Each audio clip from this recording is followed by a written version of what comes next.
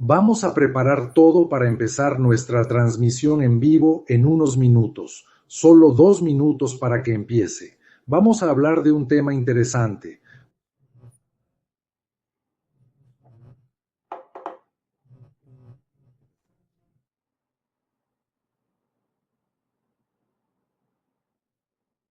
¿Cuáles son? Una cultura de hace 10.000 años o algo así es realmente fascinante, de verdad fascinante. Vamos a aclarar esto.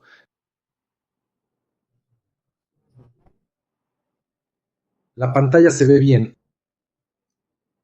Ahora solo tenemos que esperar un minuto antes de poder comenzar la reunión.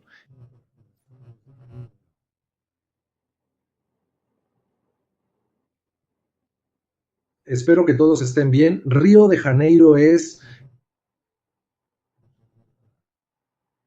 en un ataque político típico de la extrema derecha que intenta ganar votos matando a los pobres. Es una idea muy extraña, me repugnó profundamente.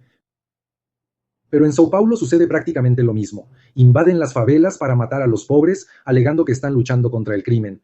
Y dejan fuera a los niños ricos, que controlan todo el grupo. Así que vámonos. Eso es todo. Veamos si podemos encontrar la manera de lidiar con este tipo de cosas. De acuerdo.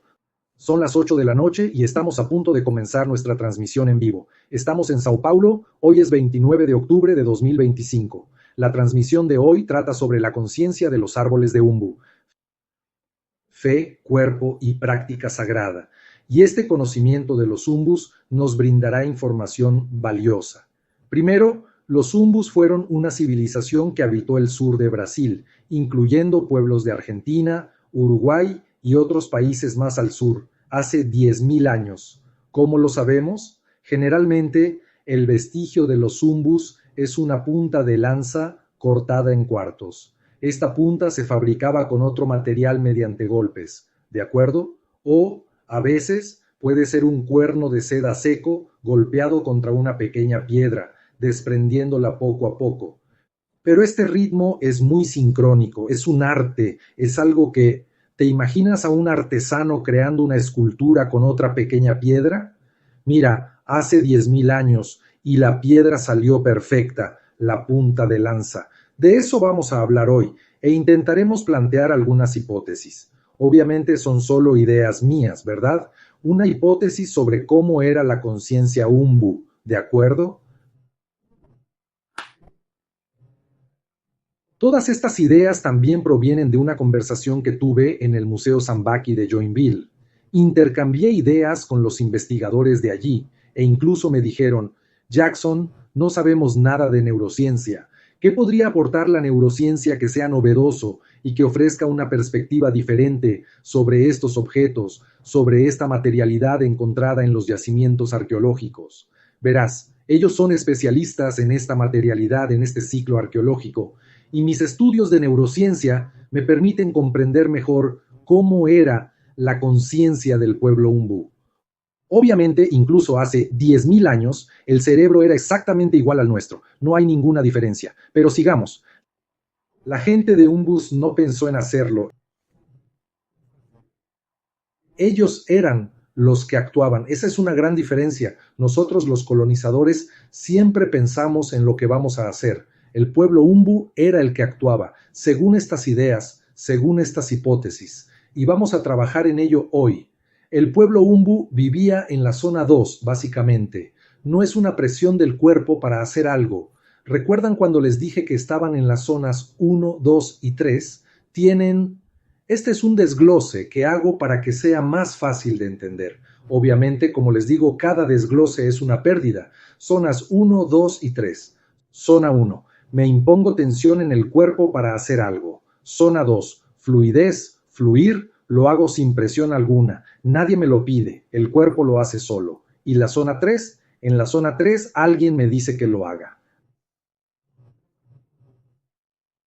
A ver, zona 2, disfrute. Hacerlo, estar quieto o dormir, disfrutar. Zona 1, me obligo a hacerlo, tengo que hacerlo, obligo a mi cuerpo a hacerlo. Zona 2, lo estoy haciendo. Así pues, el alto rendimiento era la segunda zona, pero el alto rendimiento requiere imitación, hábitos, convicción, fe ciega y sobre todo alto rendimiento. Para crear una punta de lanza, alto rendimiento. Hacer eso de ahí, golpear la piedra y quitarla, y sentir la piedra. Vamos a hablar de eso hoy y trataremos de mostrarles que muchas veces lo que haces es más importante que lo que piensas. Pensar puede obstaculizar la acción, especialmente para las personas mayores, de más de 60 años como yo, mayores de 60 años, acción. No se enfrasquen en el pensamiento, actúen, porque la acción es la estructura básica. Se trata de actuar. No piensas en actuar, actúas. Ya has aprendido lo suficiente, tienes más de 60 años. Actuar, hacer lo correcto, pero ni siquiera pienses en lo que está mal. Actuar, correcto. Eso es todo. Eso es bueno. Un bu.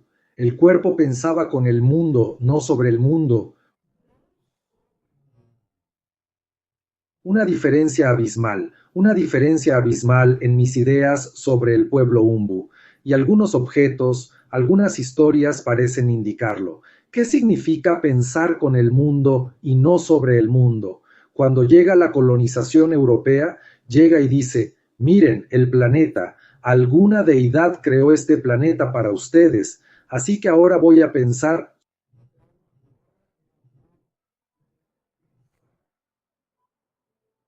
sobre esto, sobre este mundo, sobre cómo este mundo me beneficia. Y un bújano,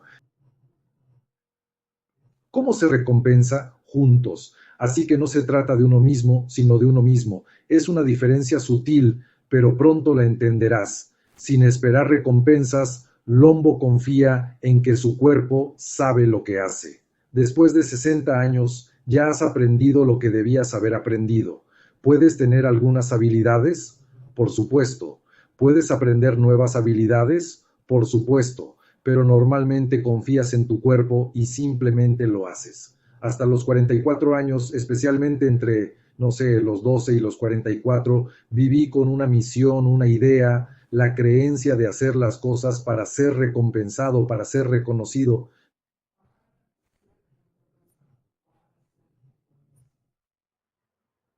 Me equivoqué. Hasta los 44 años buscaba reconocimiento, buscaba recompensas y a partir de los 44 cambié de estrategia. Así que mira, sin esperar recompensas, confiando en tu cuerpo que sabe cómo hacerlo, ya lo has aprendido, sabes cómo hacerlo. Si empiezas a forzar las recompensas, buscarás estructuras dentro de las cuales actuar y te perderás. Hacer algo sin buscar recompensa, sin buscar reconocimiento, sin buscar aprobación, fluir, disfrutar. Zona 2. Hacer, hacer. Es curioso cómo a veces este hacer puede resultar un poco desalentador, porque se trata de hacer sin buscar recompensa, sin buscar dopamina. Ni siquiera tu propio cuerpo te recompensará, porque es un flujo. Simplemente haces, y continúa, y la vida sigue su curso. El acto de hacer algo, el gesto, anticipa el pensamiento. Lo haces y piensas en ello. Si no lo haces, ese pensamiento no aparecerá. Hay mucha gente, y yo mismo lo hacemos, pero ¿de dónde vienen estos pensamientos? Si te inscribes en una filosofía que busca a ese ancestro de hace 10.000 años, el acto mismo ya lo anticipa. Actúas para pensar, no piensas para actuar. Pero mira, hay mucha gente que actúa sin pensar y carece por completo de experiencia. Aquí la experiencia es clave. Ya sabes, ya has aprendido, lo vas a hacer. El gesto anticipará la acción. Bien, y otra cosa que tenía un grupo, que era realmente genial, era que el grupo era como una sola persona. Todo el grupo, porque estaban sincronizados por naturaleza, el tipo de cuerpo, el territorio, todo el grupo era una sola cosa. Así que el grupo se sentía como uno solo.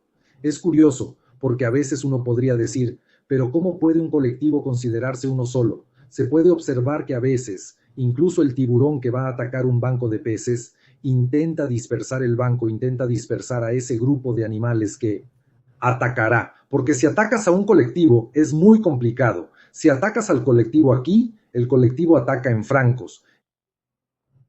Es muy importante que sepas esto. Cuando un colectivo se une, es mucho más fuerte que cada individuo que lo compone. Por lo tanto, cuando alguien intenta destruir a otra persona, primero la separa del colectivo, la excluye o provoca que el colectivo la ataque. Esa persona se vuelve vulnerable. Así es como, de una manera un tanto brutal, suceden las cosas. Sigamos.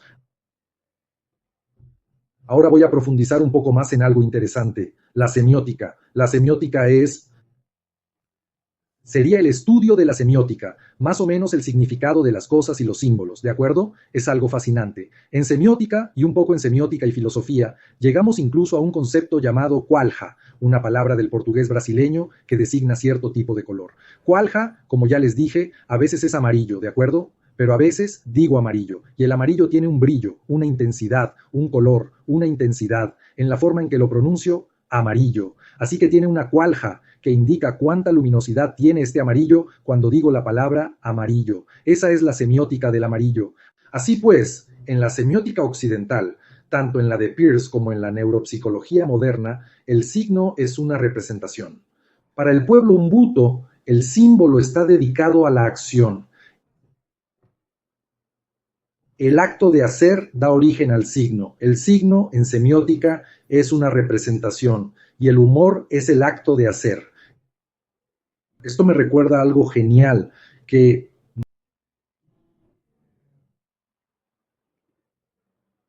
Marcos Maya, investigador psicolingüístico, afirma que el contenido completo constituye un párrafo entero. La unidad gramatical es un párrafo entero. Entonces, tomas el significado completo de un párrafo, te da movimiento, una idea, una semiótica, una intención, una posibilidad. ¿Recuerdas la posibilidad? Terminas de leer el párrafo y en 150 milisegundos tienes esa posibilidad, tienes un deseo de, sigues leyendo el párrafo, un deseo de conectar, terminas un párrafo, termina en algún punto, wow, y ese deseo surgió. Eso es la semiótica, es el símbolo presente, pero de una acción, de algo que sucede dentro del párrafo. Dado que usamos palabras, estas se convierten en herramientas que utilizamos. El pueblo Umbu no lo hará por sí mismo. ¿Y qué aporta el hacer en sí? Aporta lo que ya hemos descubierto en neurociencia, la neurona espejo. Cuando alguien hace algo, ese algo se representa en tu mente como si lo estuvieras haciendo tú. ¿Entiendes? Entonces, ¿qué ocurre ahora con esta semiótica occidental de Peirce?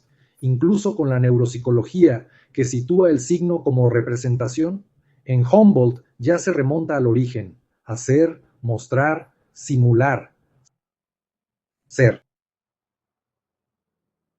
El ser, ¿lo entiendes? Es su origen, su raíz, es el ser.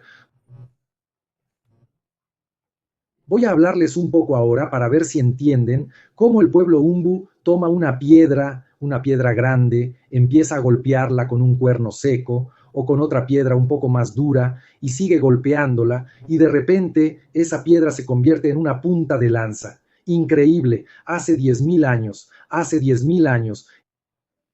Es muy importante que sepas lo siguiente: nuestras conexiones neuronales comienzan incluso en el bebé mientras aún está en el útero materno.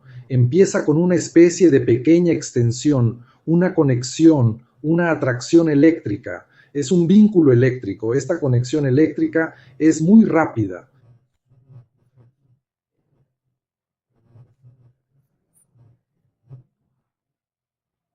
No se trata de una sinapsis química, sino eléctrica. Es muy rápida. Esta conexión es veloz, realmente muy rápida. A nivel de detección, en el rango de los microsegundos, de 4 a 5 microsegundos, es extremadamente rápida. Al observar el eje, vemos grandes áreas activándose, pero esta conexión eléctrica de 4 a 5 microsegundos es un poco más difícil de detectar. A veces, en el potencial evocado, se puede percibir algo de ella, pero es más difícil de detectar. El eje normalmente muestra una actividad a gran escala con grandes áreas activándose, pero la conexión eléctrica está presente. Entonces, ¿qué sucede? En una conexión eléctrica, una parte se conecta y cuando existe esta conexión eléctrica, este enlace, esta sinapsis eléctrica, sucede algo diferente. La señal viene de aquí, ve allá y vuelve aquí. Es bidireccional. Por lo tanto, las sinapsis eléctricas son bidireccionales. Ese es el concepto clave que quiero que recuerden. Las sinapsis químicas son unidireccionales. Solo se transmiten en una dirección o solo regresan. Si estoy en el soma de la neurona, la señal llega al axón y la envío hacia afuera. Si estoy en el otro lado, por ejemplo, la envío desde el cerebro o la médula espinal.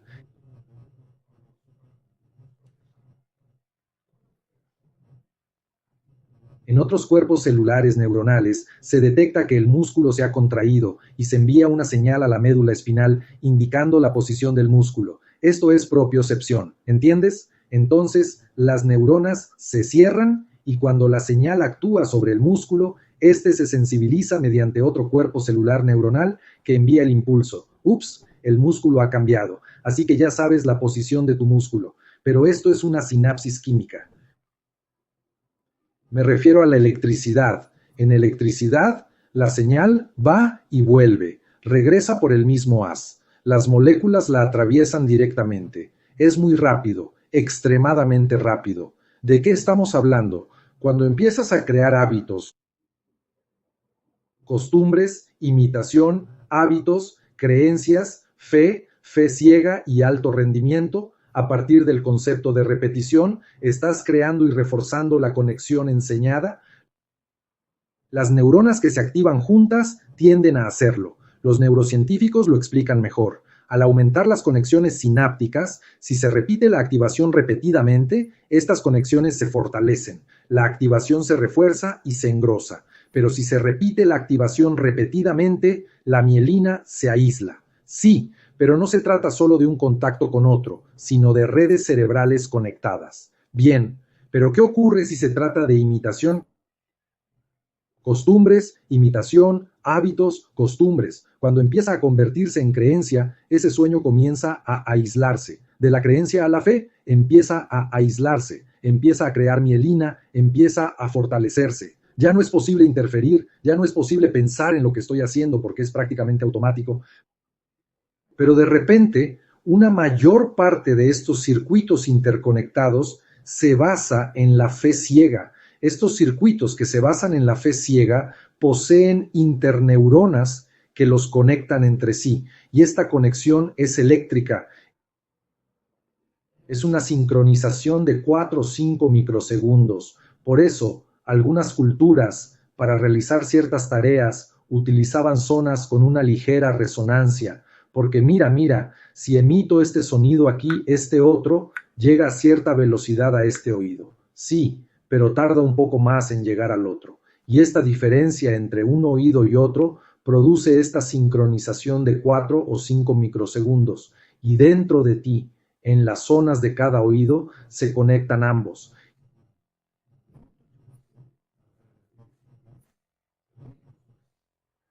Y aún con los ojos cerrados, ese sonido venía de la derecha. ¿Cómo sabes que venía de la derecha?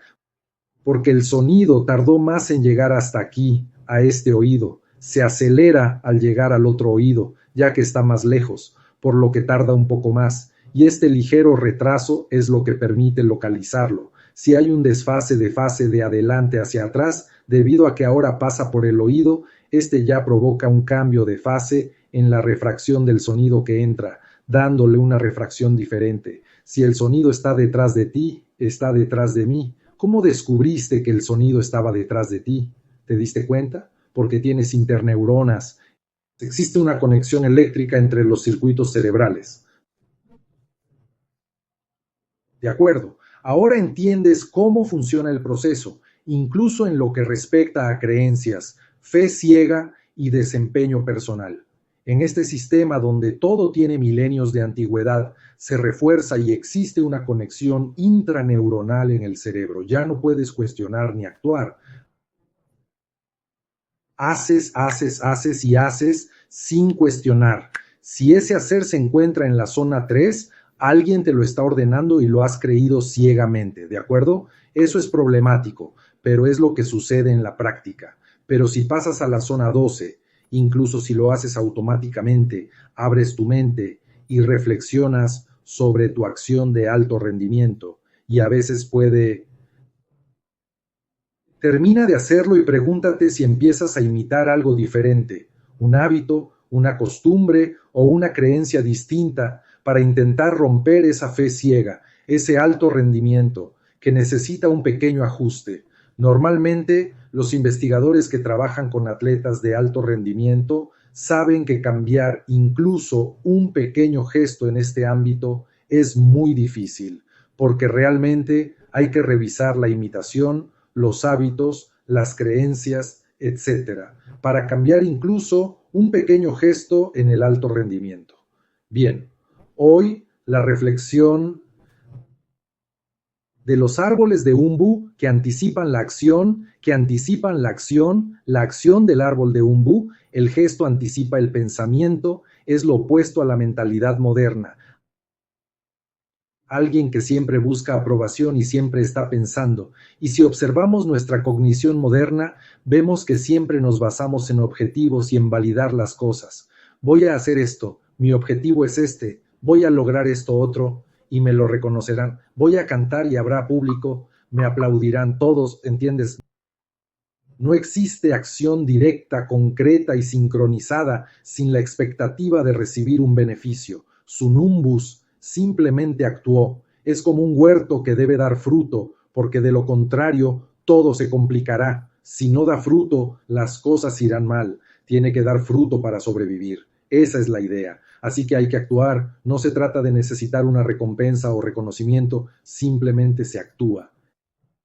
Esto es muy interesante, así que la hipótesis con la que les voy a dejar, la explicaré un poco para que la entiendan mejor, es que el pueblo Umbu desarrolló una forma de conciencia integrada y prereflexiva y conciencia somática sincrónica, sinapsis eléctricas coordinadas, baja dependencia dopaminérgica y alta interocepción ecológica. Jackson, explícanos todo eso. Mira, es una conciencia integrada y reflexiva. Incluso antes de reflexionar sobre ella, ya está en acción. Pero claro, esto no surgió por casualidad. Por supuesto, comenzó en la infancia, acompañando a sus padres en su aprendizaje, en su sistema educativo, en los bosques. Vivían en el sur de. Aquí en Brasil, Uruguay, es una región hace 10.000 años, no sé si hacía tanto calor o tanto frío, o si tenía la mata atlántica, creo que sí, pero aprendieron, este aprendizaje suyo es prerreflexivo, pero desde la infancia es a través de la imitación, las costumbres, los hábitos de los niños, la meticulosidad y el alto rendimiento. Y tiene un tipo de somática síncrona, que sería somática síncrona. Si toco las cosas, esas cosas cambian mi forma de pensar. Porque es algo que va y viene como una sinapsis eléctrica, es una interacción con el entorno y no genera dependencia dopaminérgica. ¿Qué significa no generar dependencia dopaminérgica? La dependencia dopaminérgica funciona así. Sigo obteniendo dopamina porque anticipo, espero, anticipo cosas, así que sigo generando dopamina, una sustancia química, una neuroquímica cerebral de recompensa, porque estoy generando dopamina, la estoy recibiendo, no de forma directa, lo hace directamente, sin la expectativa de recompensa, sin dopamina, por eso es más rápido. La dopamina actúa en ciclos de medio segundo, recibes dopamina, te vuelves adicto a ella y la próxima vez, si no estás motivado, ni siquiera lo intentarás. Anhelas motivación, la anhelas. Al final, cuando empiezas a tener un alto rendimiento, la dopamina comienza a disminuir y te desmotivas. No es un problema relacionado con tus acciones, sino con tu adicción a la dopamina. Por eso las redes sociales controlan a casi todo el mundo. Dopamina. Las redes sociales te dan lo que quieres predecir, lo que te gusta, porque el algoritmo ya sabe lo que te gusta. Y te produce dopamina y te vuelves adicto a una droga endógena, una droga que tú mismo produces, al observar la luz azul brillante. Por eso recomiendo a todos que siempre pongan sus teléfonos móviles y ordenadores en modo de suspensión, porque este modo elimina dicha luz. La luz azul brillante libera dopamina en el cerebro, e interrumpe el sueño, interrumpiendo la producción de serotonina necesaria para dormir. Por lo tanto, lo importante en el caso del pueblo Obus es que presentaban una baja dependencia de la dopamina y una alta interocepción ecológica. Aquí hay algo interesante. Interocepción. Es un sentimiento profundo e interno. Ecológicamente, este sentimiento está relacionado con el medio ambiente. ¿Recuerdas cuando hablé de la propiocepción extendida? Se trata de percibirte como parte de todo lo que te rodea. Es posicionarte en el espacio interno. En ese todo, por ejemplo, si cierro los ojos ahora y hago esto, percibo que mi mano está abierta. Si tengo propiocepción extendida, percibo el entorno en el que estoy. Si estoy en un bosque, junto a una cascada, ya percibo ese entorno. Con la intercepción ecológica, percibo las necesidades de las plantas y los animales que me rodean. Es una necesidad física. Así que empiezo a actuar por el bien ecológico, pero sin pensar. Es una homeostasis ecológica. Esa es la idea que quiero transmitirles. La fe neuronal de Zumbus fue quizás la primera expresión de un alto rendimiento espiritual no basado en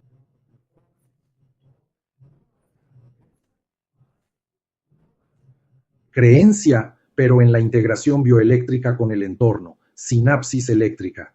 El contacto que el entorno establece con el individuo mueve la conciencia de éste, que a su vez actúa sobre el entorno que la mueve. Es una sincronicidad, un sincretismo, una simbiosis, un metabolismo entre el individuo y el entorno, concreto, intrínsecamente ligado. Así pues, parece que esta fe neuronal del Umbus es la primera expresión de alto rendimiento.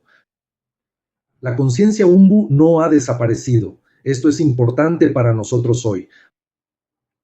A veces decimos, el mundo está ahí fuera, muy lejos. No, la cultura, los personajes, no sé por qué se extinguieron. Algo sucedió y entonces intervienen arqueólogos, antropólogos, y no tengo ni idea de lo que me dicen, lo que intento explicarte.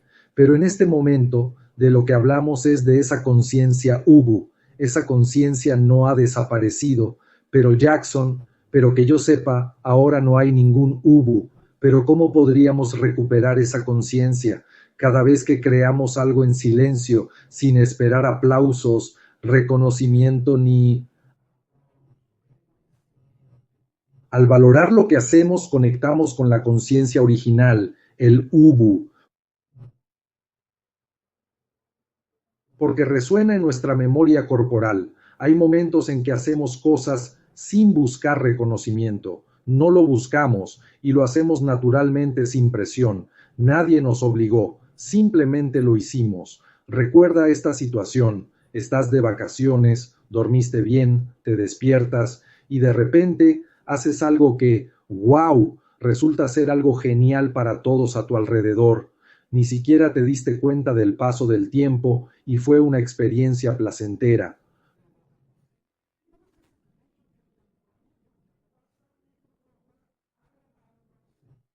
Lo hiciste sin esperar aplausos. Estás rescatando esa conciencia original, un poco de la conciencia del hacer en un alto nivel de realización espiritual. Es curioso cómo uso el término espiritual y cuán importante es el uso del tiempo espiritual. El término espiritual tiene que ver con lo siguiente: cuando toco algo, el algo me toca. Eso es lo que quiero ver, de lo que quiero hablar, lo espiritual. Así que interactúas con el entorno. Lo que percibes también es percibido por ti. Eres percibido por el entorno que percibes, siempre y cuando ese entorno tenga ADN, con árboles, con plantas, con seres vivos. Las cosas se perciben mutuamente. Esta percepción fluye de aquí para allá y de allá para acá. Eso es para mí la espiritualidad, a la que llamo espiritualidad dana. Se trata de la integración de diferentes ADN en un solo metabolismo, en una sincronía. Cuando el entorno se torna un poco hostil, el ADN emerge, un animal, una presa, alguien se va, otro entra. El entorno está en sintonía, sin pensarlo mucho. Claro que se puede pensar, con palabras, en palabras, pero las palabras En realidad, son simplemente herramientas para procesar. Eso es todo. Herramientas para usar, para ser usadas. Las palabras no están hechas para ser palabras, sino para ser usadas. Las herramientas son para que las uses, no para que existan. La creencia misma sirve para desarrollar la fe ciega, para desarrollar el desempeño, para lograr una acción de alto rendimiento. Y no se pierdan más en las palabras, porque las palabras son herramientas que usamos para evolucionar en este proceso. Amigos, eso es lo que quería compartir con ustedes. Creo que es fundamental que empiecen a ver lo que hacen sin pensar y que eso es genial. Terminas de hacerlo y es genial, porque eso y otra cosa, si es de hacer sin pensar, añade valor a la comunidad local, a lo que percibes y a lo que recibes a cambio, porque entonces estás en sincronía ecológica con el lugar donde lo haces, estás entrando en esta idea de conciencia, que supongo que es conciencia, un auge de actuación. Hasta el próximo miércoles, un fuerte abrazo a todos.